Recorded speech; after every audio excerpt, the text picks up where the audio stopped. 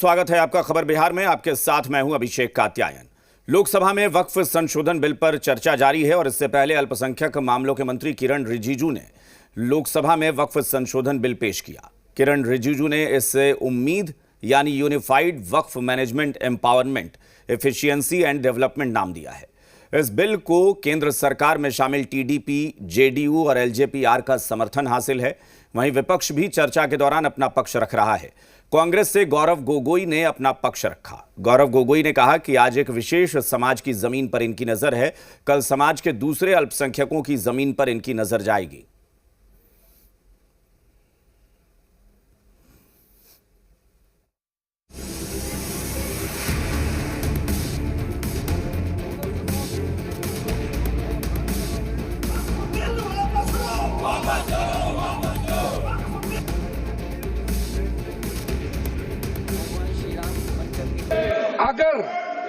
अगर आज हम ये संशोधन लेके नहीं आते तो जिस सदन में हम बैठे हैं, ये पार्लियामेंट बिल्डिंग, इसको भी क्लेम किया जा रहा था।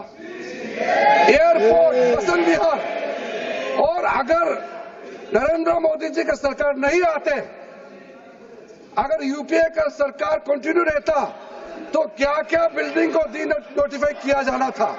और लोकसभा में वक्फ संशोधन बिल आखिरकार पेश कर दिया गया। दोपहर 12 बजे अल्पसंख्यक मामलों के मंत्री किरण रिजिजू ने इस बिल को पेश किया और अगले 8 घंटे तक इस पर चर्चा जारी रहने वाली है। लेकिन कांग्रेस के सांसद गौरव गोगोई ने रिजिजू पर सीधे सीधे झूठ बोलने के आरोप लगा दिए। जो इन्होंने 2013 यूपीए गवर्नमेंट के संदर्भ में कहा, पूरा का पूरा मिसलीडिंग है, झूठ है। और हम डिमांड करते हैं कि वो ऑथेंटिकेट करें, हम डिमांड करते हैं ऑथेंटिकेट करें। इसीलिए बार बार इन्होंने आरोप लगाए, बार बार इन्होंने भ्रम फैलाया। समाजवादी पार्टी के अध्यक्ष अखिलेश यादव ने सरकार की मंशा पर प्रश्न चिन्ह खड़े किए। पूछा कि ये कैसी उम्मीद है, समझ ही नहीं आया, और आरोप लगाया कि ये बिल नाकामी का एक पर्दा है। ये नाकामी का पर्दा इस बार वक्फ बिल बना है। और सबसे बड़ी बात तो यह है कि जिसके लिए फैसला होना है, उसकी बात को अहमियत न देना भी नाइंसाफी है। अखिलेश यादव 2 कदम आगे बढ़े और अपने भाषण में श्री राम और हनुमान का भी नाम लिया। सवाल आखिर सियासी विरोध का जो ठहरा।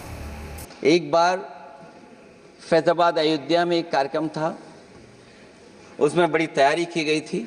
भगवान श्री राम बनकर के कोई आ गया, लक्ष्मण बनकर के कोई आ गया, मां सीता भी बनकर के कोई आ गया, हनुमान जी, और भगवान हनुमान भी बनकर के कोई आ गया। लेकिन जब लखनऊ से वो हेलीकॉप्टर उड़ा और अयोध्या पहुंचा तो सब लोग थे, लेकिन उसमें हनुमान नहीं थे। हनुमान इसलिए नहीं थे, शायद उनकी जात या धर्म कुछ और था। बीजेपी की ओर से सांसद रविशंकर प्रसाद ने दावा किया कि वक्फ कोई धार्मिक संस्था नहीं है। उन्होंने वक्फ बिल का विरोध करने वालों पर बड़ा प्रहार किया। वक्फ संशोधन बिल का विरोध संसद के अंदर ही नहीं बल्कि बाहर भी हो रहा है। टीडीपी अध्यक्ष महबूबा मुफ्ती ने दावा किया कि मुसलमानों के खिलाफ बीजेपी ने पिछले 10 सालों में जो कार्रवाई शुरू की है, ये उसी का एक हिस्सा भर है। माता वैष्णो देवी बोर्ड है, हमारे पास श्राइन बोर्ड है, अमरनाथ जी यात्रा बोर्ड है, तो उसमें तो कोई मुसलमान नहीं है, उसके साथ तो कोई छेड़छाड़ नहीं करे। मुल्क के अंदर भी बहुत सारे जो हैं हिंदू मंदिरों को लेके बोर्ड हैं, गुरुद्वारा बोर्ड्स हैं। तो मुझे नहीं समझ आता ये मुसलमानों के पीछे ही क्यों पड़े हुए हैं। तो ये कहीं ना कहीं ये जो नफरत है, ये जो नफरत की राजनीति करते हैं, उसी का हिस्सा है। फिलहाल लोकसभा में वक्फ संशोधन बिल पर चर्चा जारी है। सूत्रों के मुताबिक वक्फ संशोधन बिल के मुताबिक गैर मुस्लिम भी वक्फ बोर्ड के सीईओ बन सकते हैं। सर्वेक्षण का जिम्मा कलेक्टर या मजिस्ट्रेट को मिलेगा। विवादित संपत्ति का कलेक्टर का फैसला ही फाइनल होगा। अब ट्रिब्यूनल का फैसला आखिरी नहीं होगा। सरकारी संपत्ति पर दावे का अधिकार खत्म हो जाएगा। इसके अलावा सभी वक्फ संपत्तियों का रजिस्ट्रेशन अनिवार्य हो जाएगा। 6 महीने के अंदर केंद्रीय डेटाबेस में अपलोड जरूरी होगा। राज्य वक्फ बोर्ड में 2 गैर मुस्लिमों का प्रावधान है। संपत्ति का दावा करने के लिए दस्तावेजी सबूत जरूरी होंगे। वक्फ काउंसिल में मुस्लिम एमपी की जगह 2 महिलाएं शामिल होंगी और इसके अलावा वक्फ ट्रिब्यूनल के खिलाफ हाईकोर्ट जाने का भी अधिकार मिलेगा। जानकारों का कहना है कि वक्फ संशोधन बिल लोकसभा से पास होकर रहेगा क्योंकि बीजेपी के साथ उसके सहयोगी दल मजबूती के साथ खड़े हैं। पवन कल्याण की पार्टी से लेकर आरएलडी तक अपने सांसदों के लिए व्हिप जारी कर चुकी है। हाँ, ये बात और है कि अभी लोकसभा में इस बिल पर बवाल बाकी है। Bureau report, C media.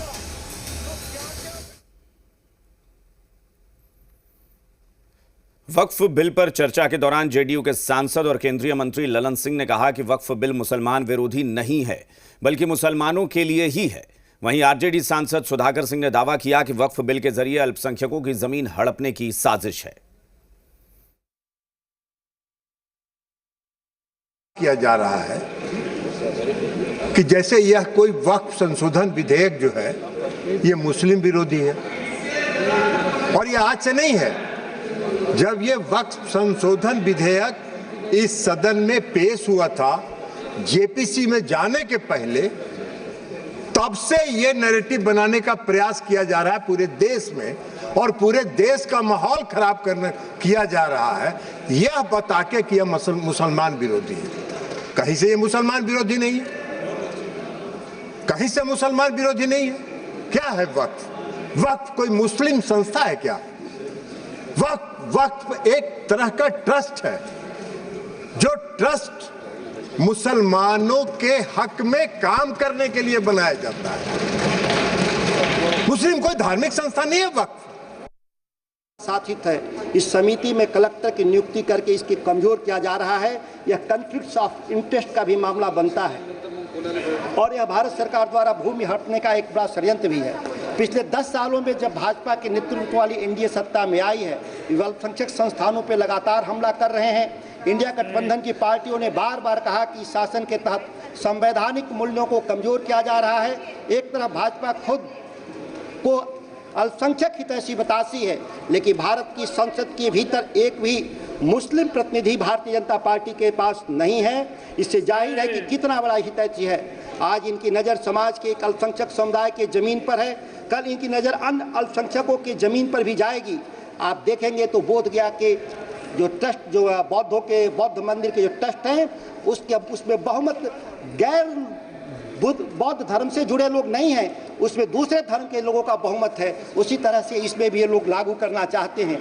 एक समय आएगा कि मंदिरों की भी जमीन और उनके धन को भी कब्जा करने का प्रयास किया जाएगा।